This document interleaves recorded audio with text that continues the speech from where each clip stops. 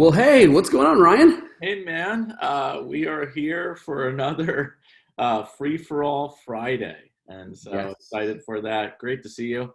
Great Uh, to see you too. yeah, again, nicest April we've ever had, and we're all inside. So Yeah, although it would be nice to have a few more degrees back. It yeah, got a little yeah. chilly, but it's all right. It'll turn the corner. Mhm. And yeah, it's been nice to be able to get outside. So that's a little bit of a blessing in the middle of all this.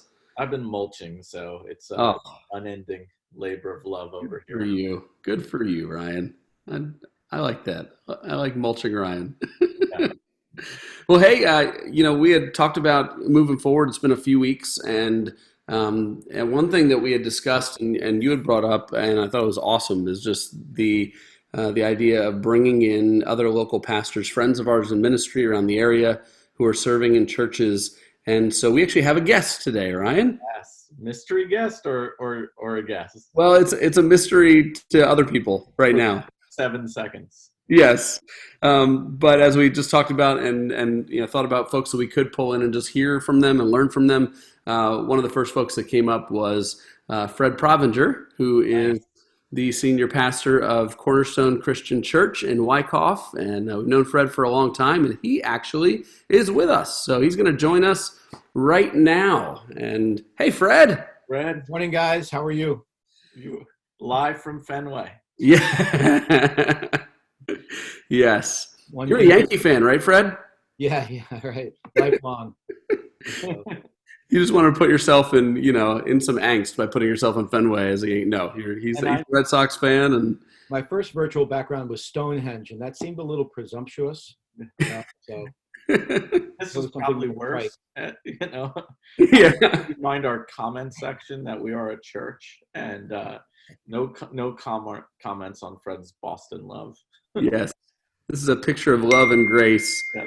and yeah. So Fred, hey, we just have been getting together and sharing about life and leadership and kind of what we're learning together and just talking a little bit about ministry as well. And so we wanted to pull you in and we love Cornerstone. We love just the amazing legacy of ministry and life that continues there.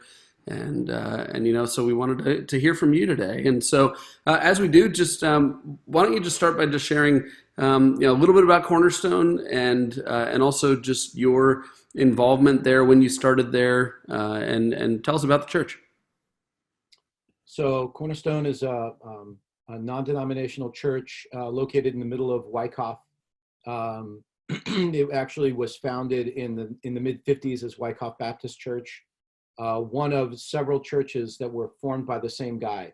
So Grace Church in Ridgewood, Fardale Trinity Church, Cornerstone Christian Church, and the old Ringwood Baptist, which is now an Emergence campus, were all originally founded by the same guy, in the 50s and early 60s. So in that sense, it's always been a largely evangelical kind of Bible-ish church. Fred, is it true? Is it true that they weren't actually affiliated Baptist? He just thought that would be the best way to reach people. That's giving him generous motives. Yeah. The story is that he was never affiliated with any Baptist church at all. He had worked at Hawthorne Gospel Church, and then again he called Grace Church and Fardale Trinity. He named them separately. They're exactly the same.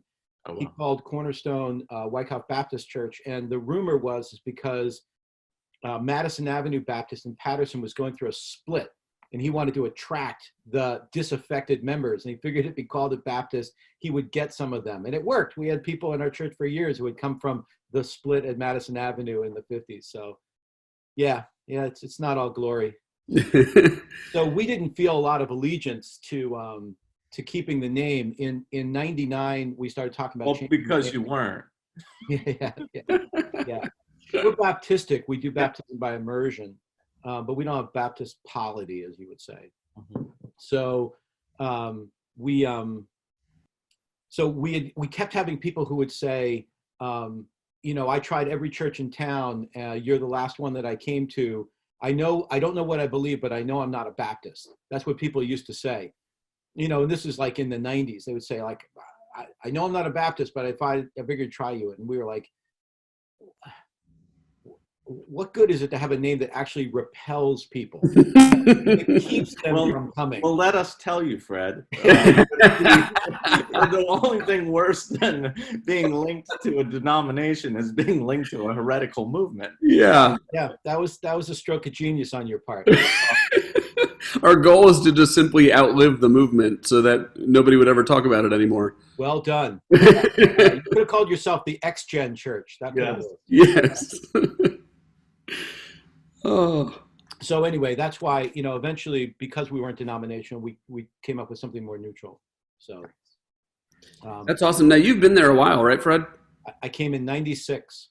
Yeah. Oh. So it's been, 23 years, 24 years now. So really, my family's grown up there. I've spent most of my life preaching there. I had been at Hawthorne Gospel for about 5 years before then. So I graduated seminary, not quite 30 years ago. And, I've never done it. I've been a pastor all my life. So I don't have any other skills. So the church dies, I have no place to go. I actually said the same exact thing to Steve last week. I have no transferable skills into reality. On Free for All Friday, we discussed this. I'll meet you at the Amazon warehouse. Nice. Which is nearly every warehouse now. Yeah. Oh. So that's our story. So we've done that for all those years, and it went from being a local church to being a larger church to, anyway, that's our story. But one of the reasons we want to have you on is not many people know, but you have really taken on just organizing, having a bunch of local lead pastors meet in New Jersey. It's been really unifying. It's been really a blessing to me personally, and it's just awesome to have that sense of same teamness. Steve and I, we really talk about just the joy of serving together in New Jersey, and so that's been a blessing to us. Want to ask you, what do you love about ministry right now? When you think about serving and ministering and pastoring, what are some of the things you love about it? Well, I do, I do love to preach. I love the act of preaching and being in a live congregation. But I do have to say that, when we all got together a couple of years ago to talk about Keller's book on preaching, that was really when, a couple of us were getting together, a couple of local pastors were getting together to talk about preaching and about ministry. And we decided to talk about Keller's book. And that's when a bunch of us all got together, at your place in Emergence. And I told people that was probably my favorite day of that year. That was such a tremendous feeling of crossing boundaries and building relationships and getting to know guys in ministry. So I would have to say that a couple of things that I love about ministry are, I do love cooperative ministry. I love when a couple of organizations get together and do stuff, and it's people from different places, funneling through a local ministry partner, and nobody really cares who gets the credit, to put it crassly. But yeah. When ministries get together, that's always a fun thing. Mm-hmm. I think the other thing that's fun, I think you guys can identify with this, is when you're talking to somebody who this really is all new to, that like they really don't know anything about the Bible. They don't know anything about God, and yet God is at work in them, and their questions are so honest and so clear, because it seems like there seems to be this dichotomy in the Christian world for many of us. You have people who've grown up in it and they know everything, and they've heard every sermon that you can do, and they come in and they're looking for certain markers to find out, where does your church fall in the pantheon, where, how do you fall on this thing, and you're better than this, and that. They know all that stuff, and they've been in the inside all that time. And so you're trying to get them out of their faith and out into the world, and trying to envision them. And then you have other people that are completely untouched by the Christian subculture. They don't know to go to church. They don't care. They have no need in their life at all. They feel almost unreachable because there's just no interest at all. And we have people like that, in North Jersey. They're very nice, very capable. They make great neighbors. They make great friends. They live their lives well. You respect them. You coach alongside them. Their kids are in school with your kids. But they don't seem to have any spiritual interest at all. So when you cross that line and somebody who used to be uninterested is interested, and you say, how did you start coming to the church? And it's like, I don't know, we needed something, and you realize that somebody who came to your church is not a transfer from another church. This really is the first church they've ever been in. That's really exciting. It's always great when somebody comes in and they tell you how great you are and your church is wonderful. And then they usually tell you how terrible their old church was. And you know that they're going to have that conversation in about 5 years with another pastor, And after a while, you learn to hold that lightly. I always tell Steve, our raving fans eventually become raving lunatics. Like when they love you way too much, they're gonna hate you soon enough. It's so true. It's so true. It's almost scary when they come up and tell you, like, I've never had anyone speak to me like that before. You're like, well, just give it time. Yep.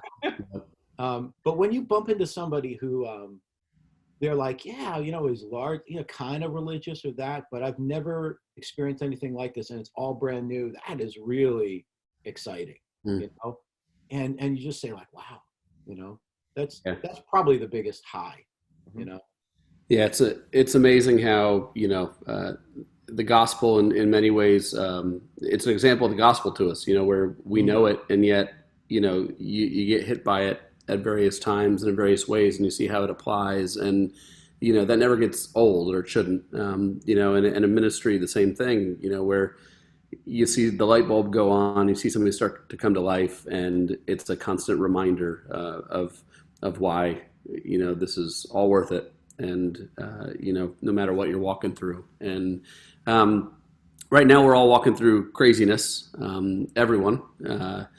And in our churches, as well, just, everyone's learning on the fly. Everyone's kind of trying things and making things up as we go. And I'm just curious, Fred, for you, you're not far from where we are. We're all in the same area, and yet there are unique things about each one of our churches. And I'm curious from where you guys are and what you're doing at Cornerstone and what you've seen. What is it that you've kind of learned about your church, or maybe what this has all, this crisis that we're in has all kind of shown, maybe that we didn't recognize before? Things that are maybe discouraging at times, things that are really encouraging as well. Well, I think, obviously we just set aside that it's horrible. And when somebody is sick, then that's a whole other category. Dealing with the pandemic kind of like in the society, I think one of the things that is just interesting to us is because we're not a multi-site campus, so we don't do recording sermons and things like that. And I remember talking to Ryan and even Nathan and the guys at Liquid about how they would kind of have their sermons done by Thursday, and they would record them. And early on, you guys were projecting those to the other campuses. Now I think you guys do it live.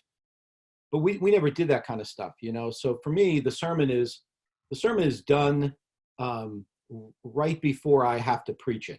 It's never ever done. It's a live thing, And I always said, like, I really got to try to get this done early. And I would talk to Dave Gustafson, and he'd be like, man, I got to have that thing done because I can't relax, So now, of course, we have to record. So I'm on the Ryan schedule. I had to have my sermon done by Thursday morning, So I do Easter. I do Good Friday on Sunday. I do Easter on Thursday. And so this week, our tech people were like, can you have the sermon ready by Wednesday night? And I'm like, no. Don't give those guys an inch, Fred. They guys move the date up. Yeah. It's like, can we do next week's? And I said, I can do Thursday morning, first thing, And so, anyway, that has been interesting. For me personally as a preacher, but also, my wife, she brought Easter lilies to a couple of our neighbors, people who we've had lived around for years, but we don't really have much relationship with. They're neighbors, you wave at them, but she gave me Easter lilies and a little thing saying, this is when we're broadcasting our sermon on Easter Sunday. And, so we saw one of them later on because we're out walking like everybody else on Easter afternoon. There's nothing else to do. And she said, I watched your broadcast, and I was like, I was just stunned. And so I realized that, like, in some way, this virtual church has reached all sorts of people. They're just, the amount of people watching all of our churches online is much greater than I think we would have realized. And it's reaching different types. So in a way, I feel like God has forced us into a digital world. We're kind of an analog people, and there's something very good about that. But there's something that we're learning about the digital world and digital communication that I'm not sure I've learned it yet, but it's definitely not going back to its old world, and, the idea of doing small groups by Zoom, we have to do it now, but, getting a group of people into somebody's living room every other week or every week at 7:30 on a Tuesday night, in our world, that's very difficult, and if they have little kids or if they have a kid who plays Little League, it's a constant battle, right? Small groups are a constant battle, and yet you have to have them. So now you have Zoom meetings. Where's that going to go? It may just fade out, but I don't know, so definitely the tech side of it feels like something that we're learning, and, and also, all the things that used to give us comfort and used to drug us and keep us from thinking about stuff are gone, except for, streaming services. There's no baseball every night to keep you from thinking about life. There's it really has messed with people's emotional and mental health, which is could be an opening for the gospel. Yeah, yeah. We were just saying together with our staff at our staff meeting on Monday. It's crazy to think about, but because of the way that the gospel is going out through the internet and that people are dependent on it, and there are people tuning in who wouldn't normally tune in. There's a chance that Easter Sunday was probably the largest day in history for the gospel to be heard by human ears so far. Just crazy. In the middle of all this. Yeah, it really is. So I think for churches like ours that maybe, fortunately we had enough in place that we were able to respond quickly and do, email little videos of people doing devotionals and things like that. But we weren't to that place where we were broadcasting our services, but we were able to kind of get there. I think it's forced us into another world of thinking how people really are. And again, what was I saying before? It's so hard to cross that line out of the Christian world and into a world of people who don't have any call for the church. Yeah. That's been fascinating for me, Fred, because I coach my son's lacrosse team with a couple other dads who I really love, but they are the perfect description of great guys. They do well at their jobs, and I've thrown a couple lines, just trying to see if I could connect or something would resonate. But the last practice now over a month ago, which is crazy, we were walking off the field and just talking about changes, and I was telling them, hey, our church is probably going to be all digital, and it was so surprising. Every one of them said, oh, I want to check that out. And I was like, here are guys who I've for years tried to build relationship and subtly invite, but something about the anonymity of online was such a safe first step. Now, I think all of us would say, hey, we hope they get to church and they come, and you can't really replace that. But you're right. And then the Zoom community, from what we've heard, that's been the most normal feeling of all the digital experiences for people, that they really go, man, that was actually pretty cool. We see it, it's very interesting. Yeah, I got together with a group of my high school buddies. And these are guys I pray for. They're on my prayer card. I read a book on prayer where they talked about making prayer cards, and I pray for these guys all the time, but I never get to see them. Maybe 3 times a year we have dinner together. You know, we're all empty nesters now, so it's easier to get together. But we've had a couple of Zoom happy hours. Yeah. 5 o'clock on Friday, Zoom in, and it's fantastic because, guys who knew you when, it's a special place in your heart. Yeah. And you're like, it's not like Zoom is going to go away after this. Yeah. But we've been forced to it, and I think the other thing that we're learning is this kind of started, I think, with Sandy, where some people were like, we need to get out and help our culture in crisis. Get out, and then it was all about cleaning up and that kind of stuff. They were almost like mini missions trips, But this feels more organic, where the people in our church are like, how can I help? How can I reach out to my neighbor? How can I, help first responders? They're really getting out into their world. And I think one of the movements I think a church like ours has to make is going from that old attractional model into more of a missional model.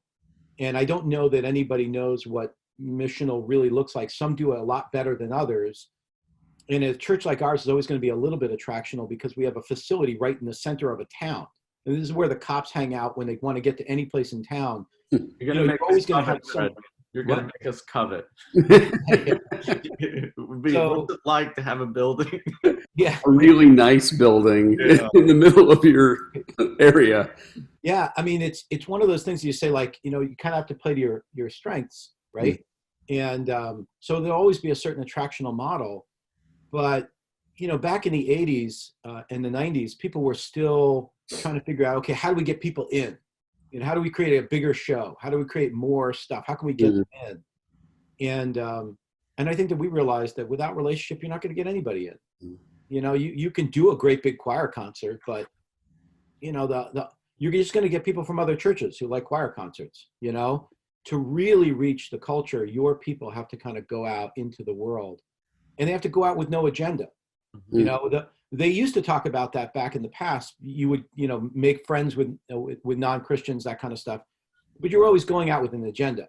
You're going out in order to share, and if you shared and they said no, you moved on to the next person. But now you have to go with no agenda, which is long-term relationship building. What's fascinating about that too, Fred, is like this specific instance, unlike Sandy, you feel a little like it's such a backwards thing in that it's hard to figure out a way to go out, right? Your pastoral instinct is to go towards and move the congregation towards, and it's just a very difficult thing with the social distancing thing.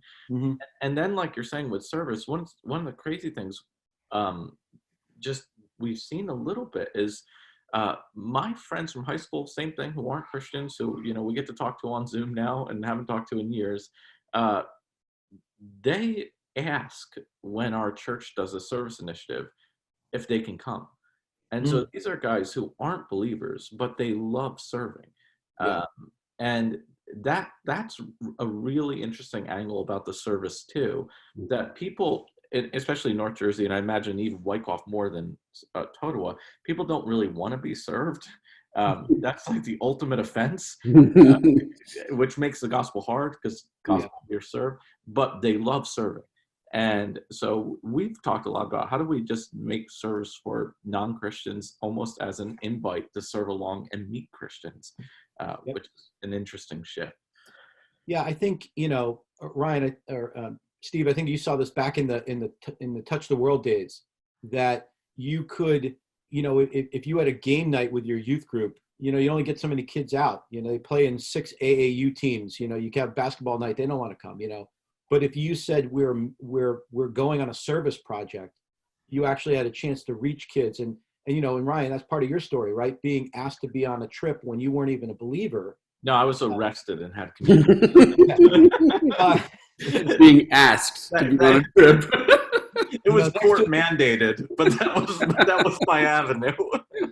Next to a tattoo, the arresting gives you the most street cred possible. Nice to know you're one of those edgy pastors who has a past. That's right. Arrested past. But yeah, I think it's true. When we do ministry among the poor, like through New York City Relief or something like that, it actually is both service and evangelism, because our people want, and I saw that in Sandy, that there was almost a sense in Sandy that you had to get out and serve just to keep up with the culture.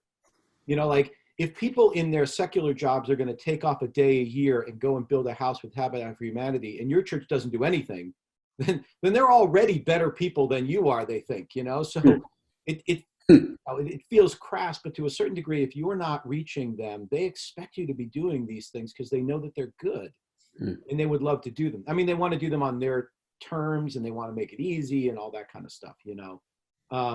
And we can't turn our ministry partners into, like, you know, revolving doors for experience, right? But at the same time, I think you're right that people, they'd love, you know, they'll call you up and say, you know, is there a family that could use Christmas presents? You know, we'd love to buy them for our kids. Is there something that we can do? And so I think, you know, that, you know, at Liquid, their water initiatives, that they kind of hit on that this is their thing that they're doing outside that an unchurched person could come in and understand right away. You know, it's much different than if you said our ministry initiative is, you know, contact evangelism on secular college campuses. You know, very different than saying we're building wells. You know, so I think that's one of those things that's changed over time too. You know. So. Yeah, you mentioned, you know, just kind of a shift from attractional, although there's always an attractional, you know, especially in North Jersey, we're regional churches. I mean, it's just the reality of it. Any larger church is a regional church, and people are driving, you know, 30, 40 minutes, you know, to get there because that's their church family. And the hard thing about decentralized ministry, but one of the coolest things is that, you know, you don't have the narrative, the story that everybody sees or gets, but you hear about these things that are going on. And, you know, like right now in the middle of this pandemic, I got a message from a nurse at one of the local hospitals. And she said, you know, it was just a really, you know, cool thing that we'd never even know otherwise. But, you know, she said, hey, you know, just wanted to say thank you. And we're like, thank you for what? And she's like, well, you know, somebody from Emergence has every single day since this began brought meals with a whole group of people every night. They show up for our nurses. And, you know, she said, I just wanted to, you know, say thank you to the church. I'm like, we didn't even know this was going on. Yeah, and that was a great feeling, right? It's amazing. I got nothing to do with that, but I'm going to take credit. Yeah. And that's the struggle with being decentralized, but it's the way we should be. I mean, we should be hearing stories of life everywhere. Yeah. And sometimes we do, but there's lots that we don't. And that's a great thing to rejoice in, but it's also a struggle as you try to, you know, share and inspire and help people to see this is what it looks like to live out your faith. And so, yeah, it's those things are amazing, but it's a shift of, you know, the way that even serving is done in churches. I'm curious, Fred, you know, as you've been in, you know, like you said, 30 years since out of seminary, you've been in North Jersey ministry for a long time. You've alluded to a couple of these things, but what do you think are like major shifts or changes just in church and ministry that you've seen in those years here in North Jersey, specifically in the church? Well, yeah, and you can see that in so many ways. I think one of my obsessions, my personal obsessions over the years has been watching generations interact. I think it's because I was born on the fault line of a generation between Xers and Boomers. You know, I never really felt like a Boomer. I didn't, you know, all those people. Steve and I are both on the fault line too of our generation. It's really interesting. Xers and millennials, yep. An interesting place to live, right? Because you feel both tendencies. Yeah, it does, and I think it really it's a good place for a preacher to be in a lot of ways. You know, I never felt like, you know, I wasn't about the Who and the Stones and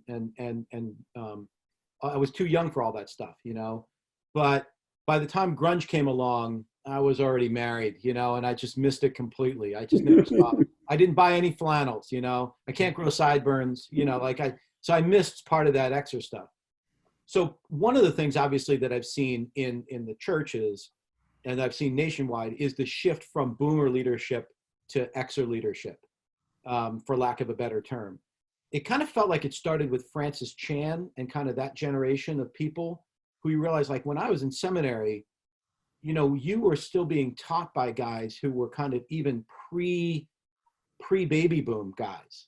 guys from the old 50s and 40s who had fought those battles. And everything was about like protecting the Bible as the word of God and calling it inerrant and pointing out who are liberals, And then, but the boomers were the people who were becoming the heroes, so your Hybels and your Saddleback and all those guys, Greg Laurie, those guys were all the heroes.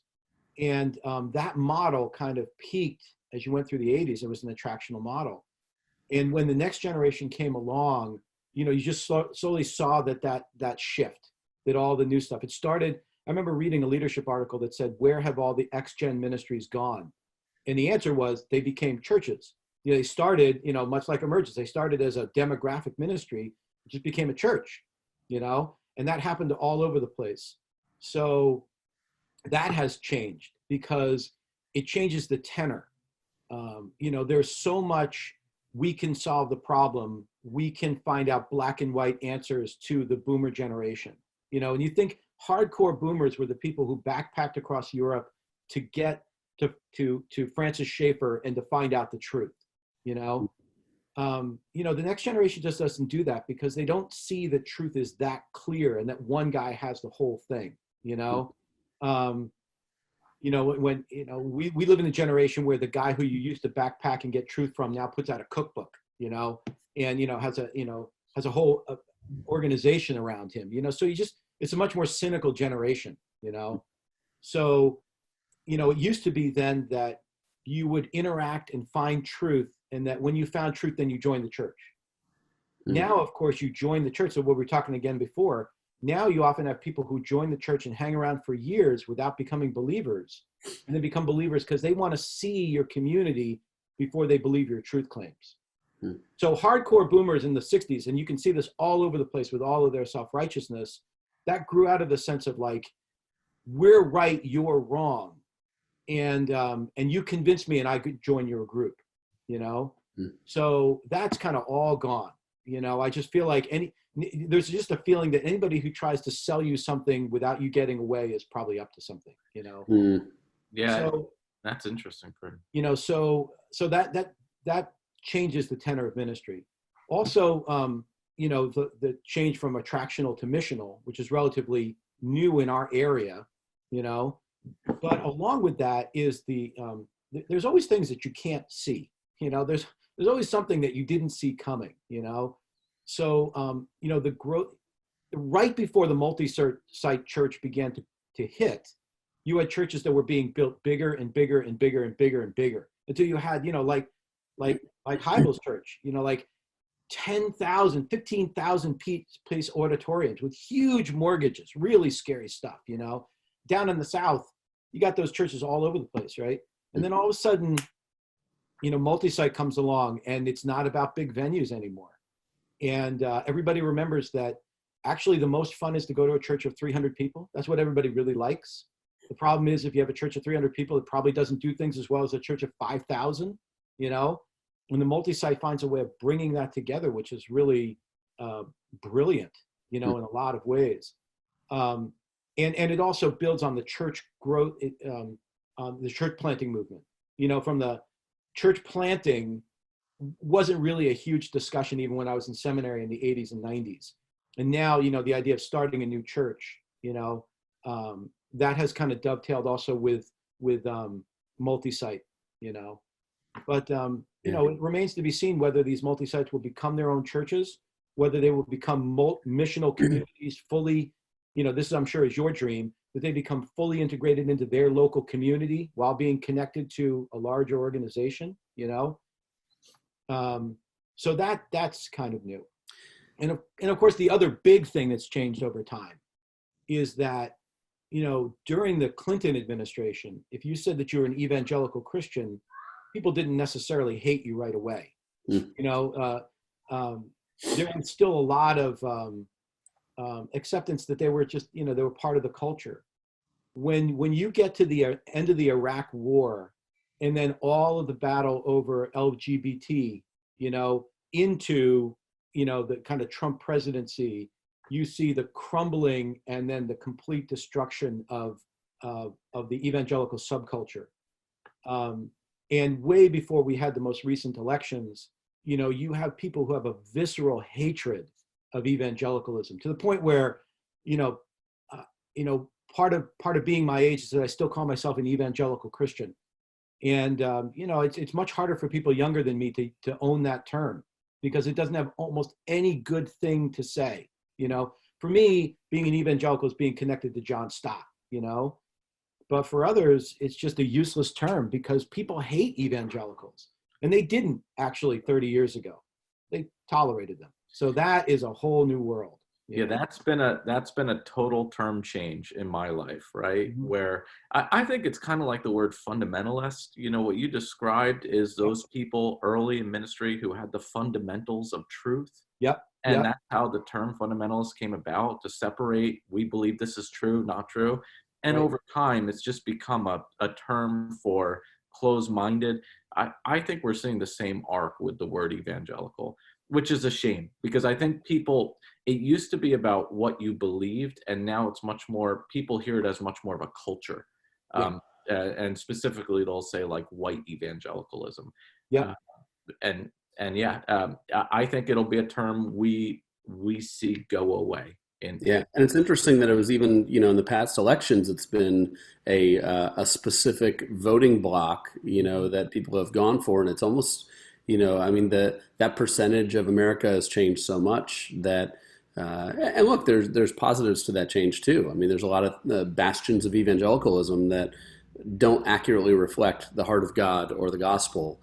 Yeah. At least the cultural evangelicalism. But now it's not even like a block anymore. I mean, what are you looking at? 5%, it's a very small influence. In fact, like you said, it's almost like the Christians and alternative evangelical, the evangelicals have almost become the immoral. They used to be the moral authority. Now it's seen in the world as the immoral, voice. Right. Evangelicals, going back even to, post-Civil War, have always struggled with identifying themselves with American culture, first and foremost. Baptists, not Anabaptists, but Baptists and Methodists grew up in America. We have a revivalist culture. There are whole denominations that didn't exist before America. And so, and since there has been such a heavy Christian culture in America, over-identifying with American culture has always been a problem with evangelicals. And because of that, politicians exploit evangelicals. Politicians want evangelicals to be a voter bloc so they can exploit them or attack them. And we're not supposed to play along with that game. We're supposed to be a prophetic, Tim Keller called it the loving counterculture. He termed that term the loving counterculture because he was living in New York City and he felt like a counterculture. But if you're living in Dallas, you don't feel like a counterculture, you feel like the majority culture. And whenever you're the majority culture, somebody's going to try to use you for their power, And so politicians want evangelicals to be a voting bloc so they can exploit them or attack them. And we play right along with it because we don't know where our faith ends and where the American dream begins. But, in many ways, I enjoy seeing that there are people that push against that there are people that say, I'm going to find a biblical Christian voice that doesn't check these boxes. And for me, evangelism wise, I thank God for the diversity of the church, because I just know that our church can only meet so many needs. And I realize that even being a suburban church in a largely, middle-class area, there are people that won't ever come to our door. There's just too many barriers, And so there are people whose theology maybe I don't agree with, but if they can get people to Jesus, more power to them, So we need a lot more. Anyway, I just think evangelicalism not being allied with one movement would be a good thing. But it's almost hard to remember that in the early 90s and that kind of stuff, it wasn't like there wasn't this visceral hatred of evangelicals. Yeah. And part of that is because politicians exploited them and they became part of a bloc. Part of it is when the Gulf War went south, evangelicals stayed faithful to the president. And so as the president's popularity went down, second President Bush, evangelicals went down. And then that stepped right into the whole conversation about gay marriage and that kind of stuff, which was polarizing and made it all about politics. Mm-hmm. And then it was just easy. So we're still recovering from that. Yeah, I love what you described too about the generations, right? Because I think you described it so perfectly. You had the Hybels and the Warrens in the 90s, gospel of almost success, right? The gospel make you successful. And then I think, they grew up watching Risky Business and Ronald Reagan was president. And then you had the 2000s, which I think the grunge you mentioned, you grew up with Nirvana, you saw President Clinton's issue and there was a distrust and it became kind of gospel freedom. Mm-hmm. And then I think we're actually turning a corner, and I think it's already turned actually, but I think now the generation that grew up with social media, President Obama, it's almost a gospel of popularity, or I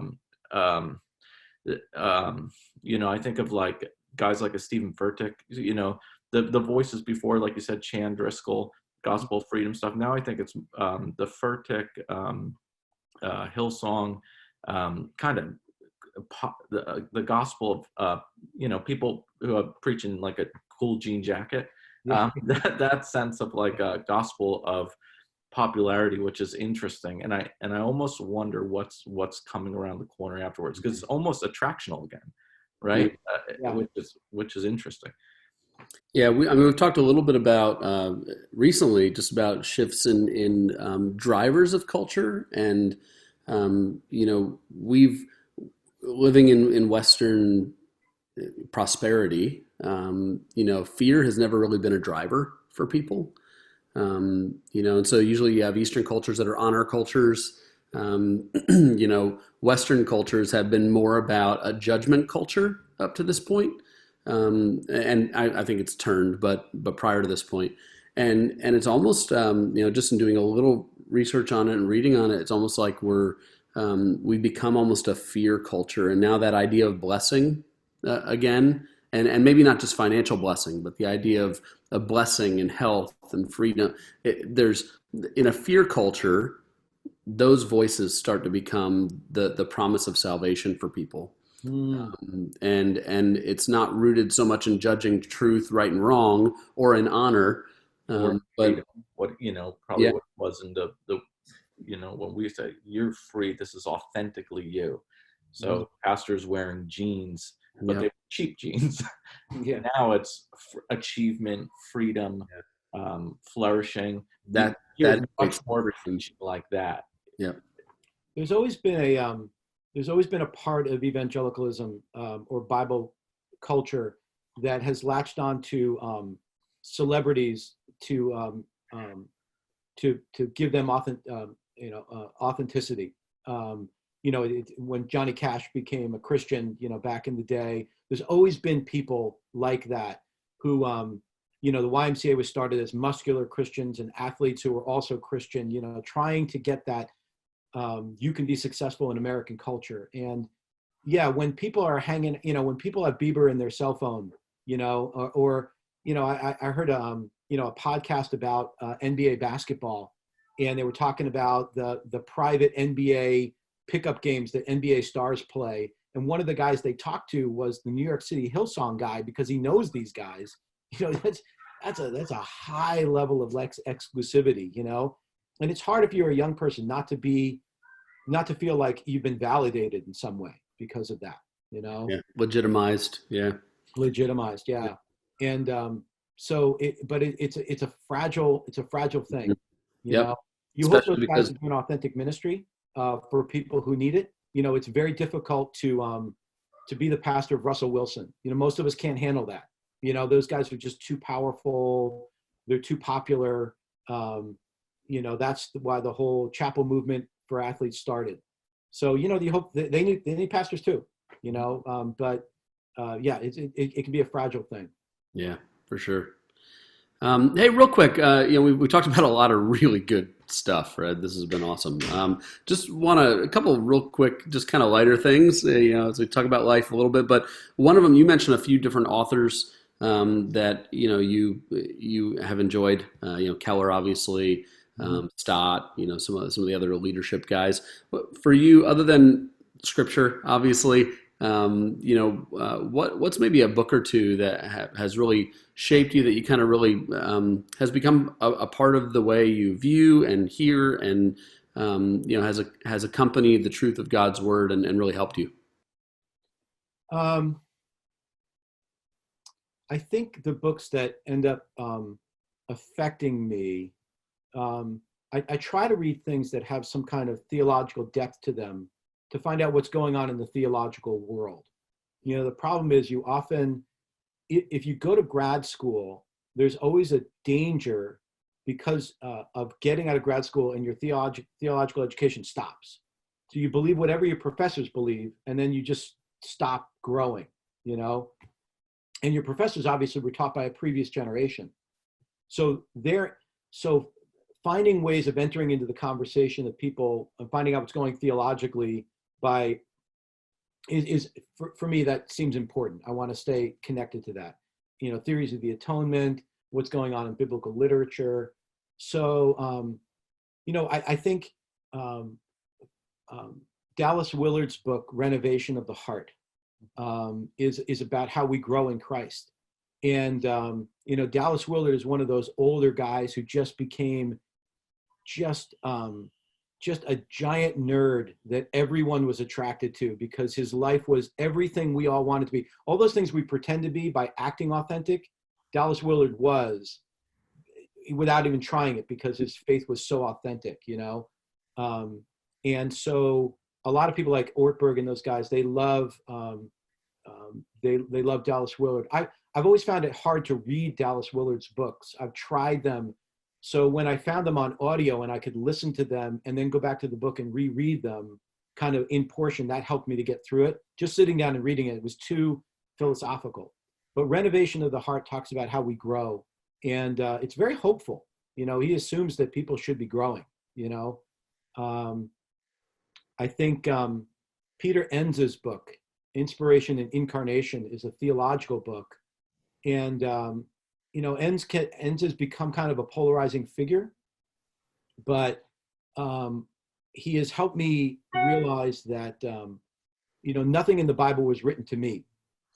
It was all written to other people, and that we have to remember that, and that the Bible is